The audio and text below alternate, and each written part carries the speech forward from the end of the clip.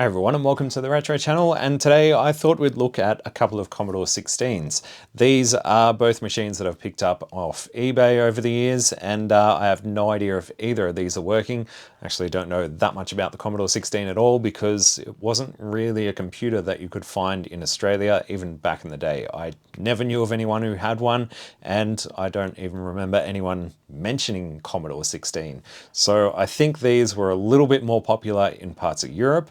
But yeah, even then, I'm pretty sure Commodore discontinued this machine pretty quickly, along with the rest of the TED or 264 series. So I don't know much about them, but I dare say that at least one of these, if not both of them, is going to require some repairs. So let's take a closer look at these things, and then we'll try and power them on and see what they do. So let's start off with this one. It looks to be in pretty rough condition. It almost looks like it was pulled from a river.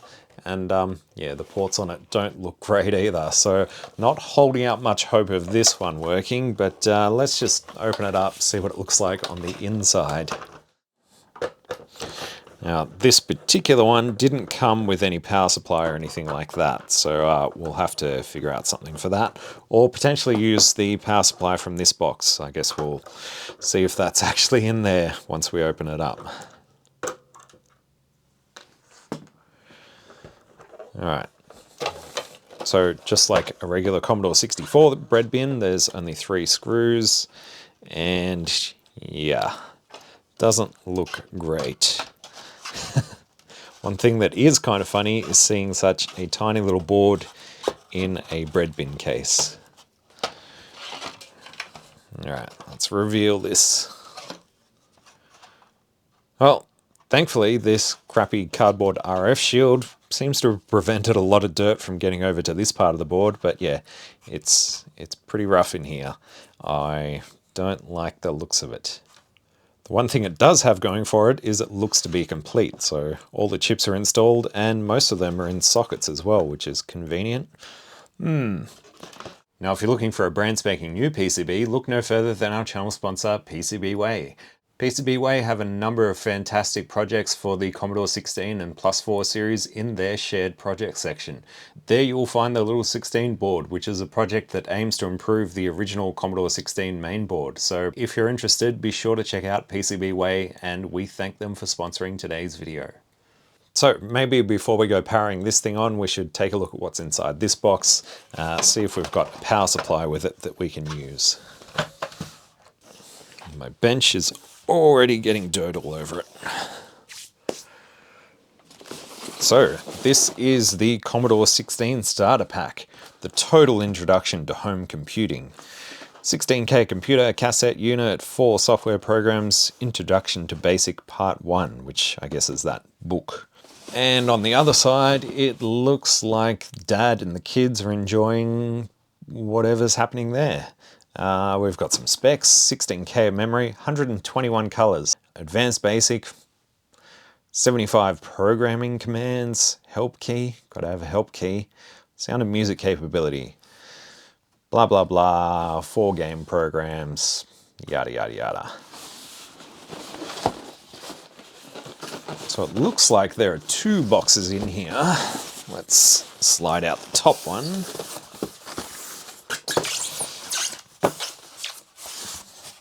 We have the 1531 dataset. So yeah, it uses a different connector, but it is electrically compatible with the Commodore 64 dataset. You just need an adapter to go from the mini DIN to the edge connector style. But yeah, that looks to be in good nick, so that gives me some hope that everything else might be the same. 1531 dataset user's guide. Yeah, the introduction to basic part 1. Did somebody write something in there? Did I see?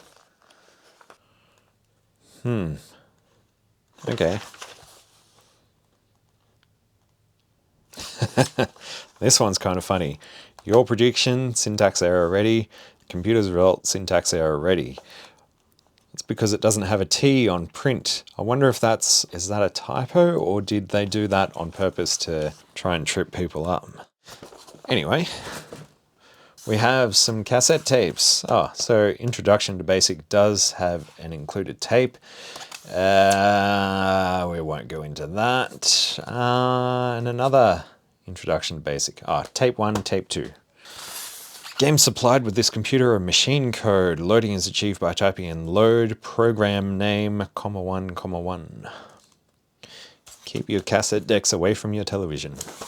Alright, well, we'll worry about the dataset later. Let's get to the main course. Let's see.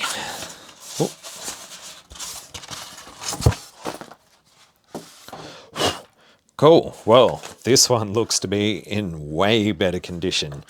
Looks like it's almost new. I doubt this got much use. Let's compare that to the other one. Yeah. So, this is definitely a lot more promising.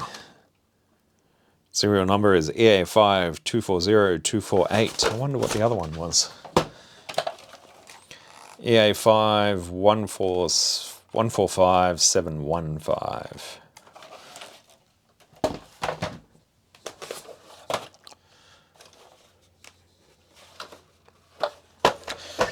And it's got a user manual.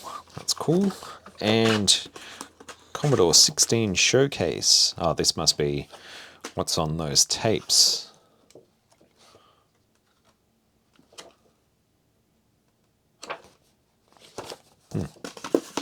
Okay, cool. And we have a power supply with a UK plug. Not surprising, as this does look like it came from the UK, with all of Her Majesty the Queen appointments on here.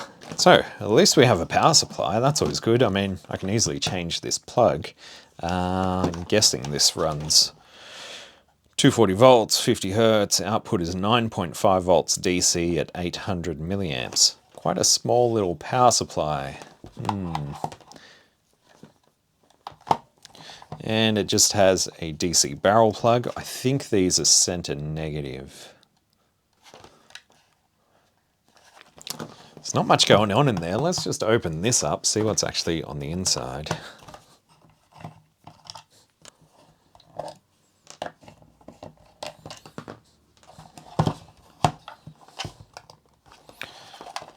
Is there a hidden screw, or is it just being difficult? Just being difficult. Oop. Alright, so transformer, little bridge rectifier, big filter capacitor, and that is it. And a fuse. So yes, very low part count, about as simple as you can get it, really. I don't think I want to use this power supply. Much rather just use the bench supply or a modern switching one. Alright, enough of being sidetracked. Let's take a look inside this Commodore 16.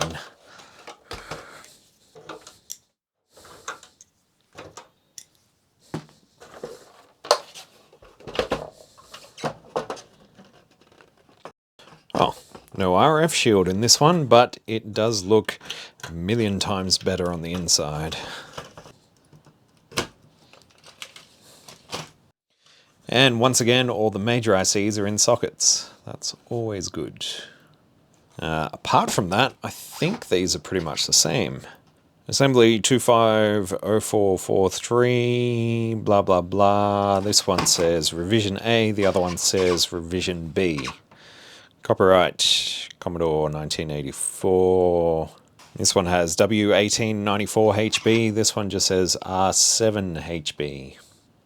No idea what the differences are. On first glance, they look pretty much the same. There's a bit of bodge action going on up here, which isn't on this board, but that's about it. Before we give these things power, we probably should just check a couple of things. First of all, this 7805 here. Make sure it's not shorted. And the 0.11 between both input and output and ground. It seems a bit low. What about on this one? 0.11, 0.11. Guess that's normal then. Not much else to check in these things. I mean, there's a fuse. They're fine.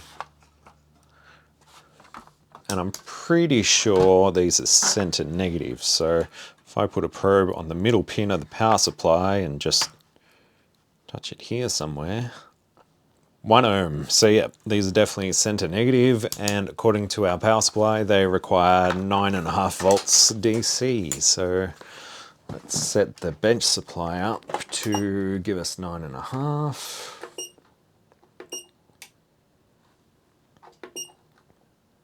That'll do.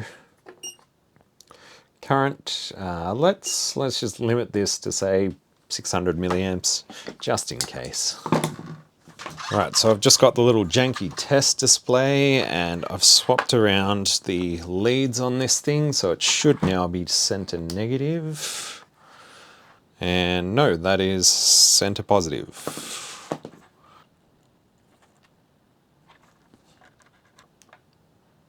All right, center negative, 9.5 volts.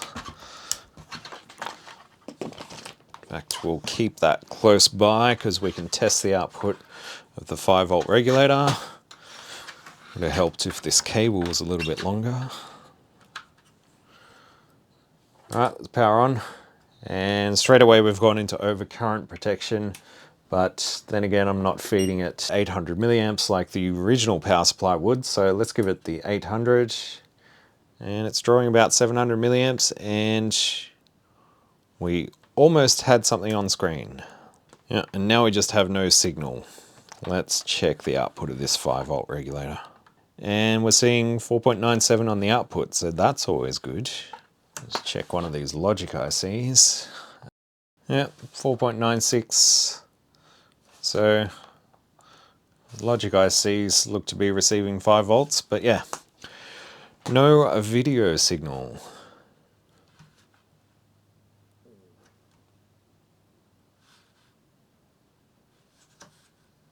All right, well, 635 milliamps is what this one draws.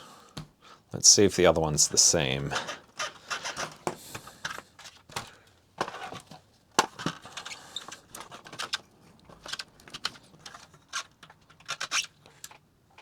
Oh, it works. And it's drawing about 730 milliamps. Oh, probably not a huge surprise that this one works and the other one doesn't. It's in about 5.07 volts out of the 5-volt regulator. That's perfectly fine. Yeah, this one appears to work. So that's always a good thing. At least we've got one working system, so that should assist us in troubleshooting the issue with the non-working system.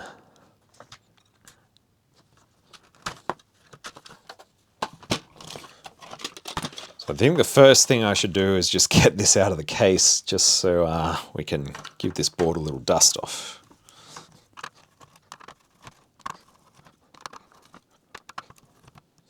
Is that it? That is it. Goodbye.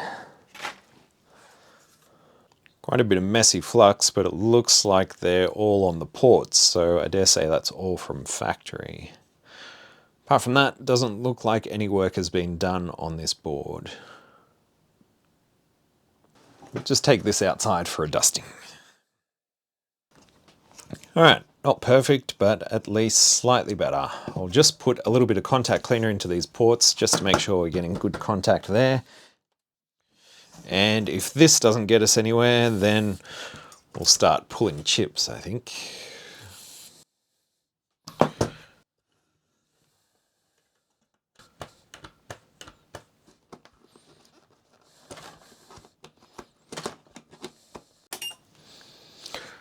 Let's try that again.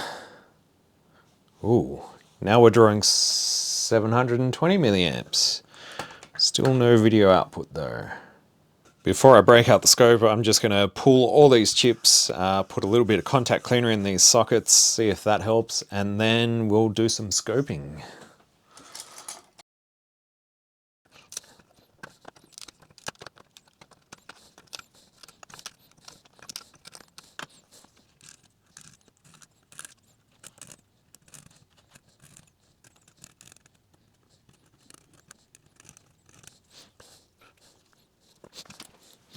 So I've just put a little bit of contact cleaner in the sockets, but all in all, the chips themselves look pretty good, and the sockets don't seem to have any corrosion on them, so somehow doubt this is going to make a difference, but it's always worth eliminating bad contact before we start poking around at other things. Same current draw, and nothing on the screen. Time to start scoping this thing out. So I've got the pin out for the 8501, which is the CPU that's used in the Commodore 16. Let's power on, and let's just check our clock input on pin 1. And apparently we should have a clock input there, but we're just seeing 3.5 volts. Oh, that's going to be a problem. Where's our crystal? Let's have a look on the crystal itself. Oh yeah, there's a clock signal. 17.7 megahertz, which is correct. So I'm guessing clock signal looks to head to this little transistor here. So it's there on the base. And yeah, it's still there on the collector. All right, so it looks like our clock circuit goes through all of these components down here and eventually comes out at this via. So we've still got 17.7 megahertz there, and it looks to go into the TED somewhere. Oh, there it is, 17.7. Where does it come out? All right, so pin 14 is the clock input on the TED chip, and pin 12 should be our clock out. And there's your problem. The clock output on pin 12 is just 3.5 volts DC. There's no clock going on there. Yeah, and even looking around at some of the address lines on the TED, most of them are stuck at 3.5 volts. There's nothing going on. It's almost certainly a dead TED.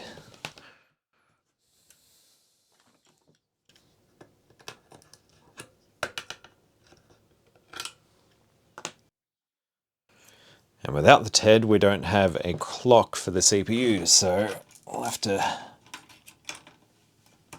borrow this one for a second. All right, let's see if we've got our clock.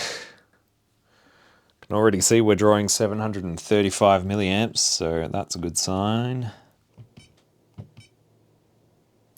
So yeah, almost certainly it's just a dead TED. Let's see if we've got video output from this thing now.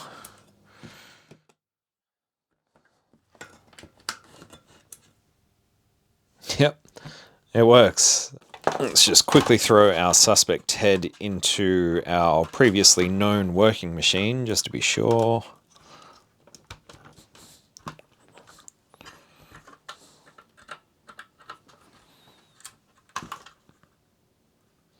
Yep, no signal. And almost certainly we're not going to see a normal clock output from this. Where's our clock in? There's clock in, and yep, no clock out, 3.64 volts. So there we go, it was just a bad TED chip. All in all, I think I got off pretty light, because from what I've heard, the TED and the CPU in these machines seem to die pretty often, and apparently they're pretty hard to get replacements of. So yeah, I'm going to clean up the rest of this board and obviously get some heat sinks on the chips that get hot in here, and yeah, definitely clean up this very nasty looking case. Yeah. But hopefully I can make 2 very nice looking Commodore 16s. I guess I better start cleaning. Now, I'm not going to lie, this is probably my least favorite part of the process, but it is important to take everything apart and clean it out properly. The last thing we want is the PCB to corrode, or perhaps the springs in the keyboard to corrode any further. So it is important to remove everything, separate all the plastic parts, and then we can give them a proper scrubbing. And yes, that keyboard in the dirty machine was incredibly gross. I also removed the PCB from the back, and we'll take a look at that in a sec because there is a little damage to that. As for the cleaner machine, I didn't bother removing all the keyboard plungers. I literally just took the PCB off the back and gave it a quick scrub. And then I proceeded to remove all the keys from that one because I still want to clean up the keys at least. But I don't particularly want to deal with putting back all the springs and all those little plungers. I also plan to film some of the cleaning process, basically scrubbing everything in some warm soapy water. But yeah, the camera sort of fell over. Luckily, it didn't fall off where it was perched, so I don't have a broken camera. But that's kind of all I can show you from that part. The next step was just going over that very dirty case with some extra spray and wipe cleaner and pretty much just getting into all the little nooks and crannies where there was still dirt, making sure that was all cleaned out properly. After that, I went over it with some plastic polish and it polishes up really well. I was very impressed with how good this thing looks, especially considering what we started with. I think I'm also a sucker for anything in black, so yeah, I do really like the Commodore 16 black case. And here's the keyboard PCB from the very dirty machine, and one thing that stood out immediately was this green corrosion just here. So we may potentially have a break in that track there, but the first thing I want to do is just go over this with some IPA just to lightly give it a bit of a clean off. We obviously don't want to scrub too hard at the carbon contacts because you will eventually take the carbon off them and then the keys won't work at all. So just a light going over with some IPA is all that's needed. And now I at least have a better view of what could be damaged. So there is a dark track here and a bit here, and obviously this green corrosion. So let's see if we can try and clean that up a bit more. I'll just put a bit of fresh solder over this. In fact, might just take the old stuff off first.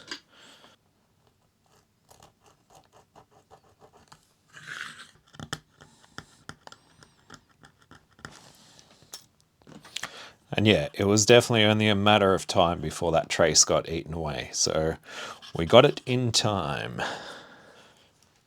Put a bit of flux over there.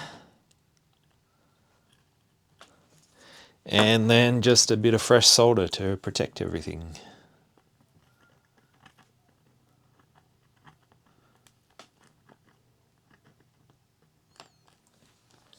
I'm not entirely happy with it, so I'm just going to put a little bridge across that gap.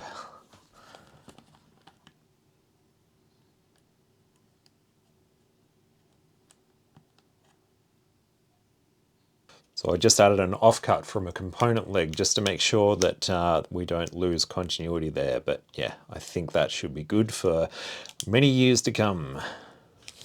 Now, as for these dark traces, I am a little bit concerned that they may eventually corrode, so I'm going to scrape the solder mask off the top of them.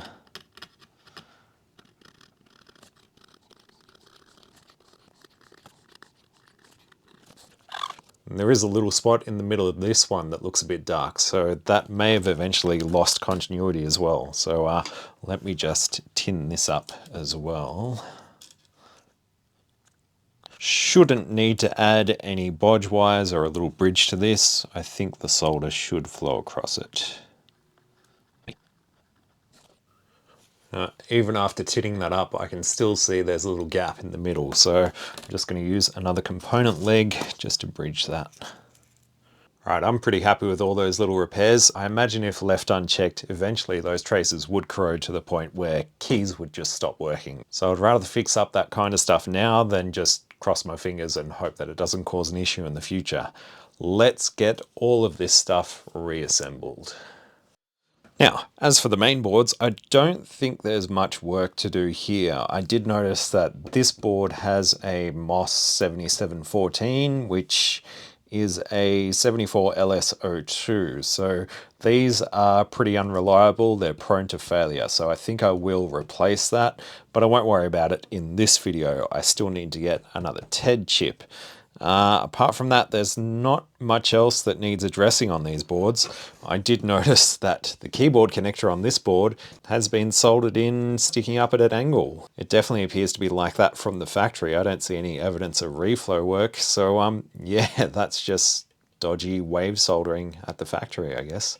But not a big deal. I mean, I could fix it up, but that would require probably desoldering most of the connector and then reseating it properly.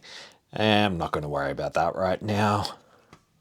Of course, one other thing I want to do is upgrade these to 64K, so that's also going to be something in the future. But yeah, we'll get into all the soldering stuff once I have all the parts ready to go. So these keys seem to have cleaned up okay, but there are still a few that are a lot more yellow than the rest. So I might retro bright this at some point. I'm always hesitant retro brighting keycaps because things can go wrong quite easily. So I don't know. I'll think about it. Maybe. Maybe I'll just leave it alone. Leave it be. All right, and there we have it, two very clean looking Commodore 16s. Obviously the very dirty one doesn't look as good as the one that was in a box, but still it's a massive improvement. I'd even still be happy just using this one. Maybe those keys will get a retro bright, but I'm not going to worry about that today. I think we've done enough in these videos, and I've still got a little bit more to test with these machines. I don't know if any of the ports are working properly. I also don't know if even all the keyboard works properly. I guess that's something we're going to find out. But given that I don't really have any cartridges or anything really for the Commodore 16s, I don't even have a joystick for them, I think it's best to leave this here. So we'll pick this up another time where we'll yeah, properly test these machines out and do a few upgrades here and there. In saying that, if you have any ideas on good upgrades for the Commodore 16 or anything like that, please let me know in the comments because, yeah, like I said at the start, I'm very much a noob when it comes to the Plus 4 series. So, yeah, if you have any suggestions for what I should do with these machines, let me know. Anyway, I think that is going to be it for this one. So thank you all for watching. A huge thanks to the people that support the channel on Patreon. And if you want to do the same, you'll get ad-free early access to all videos.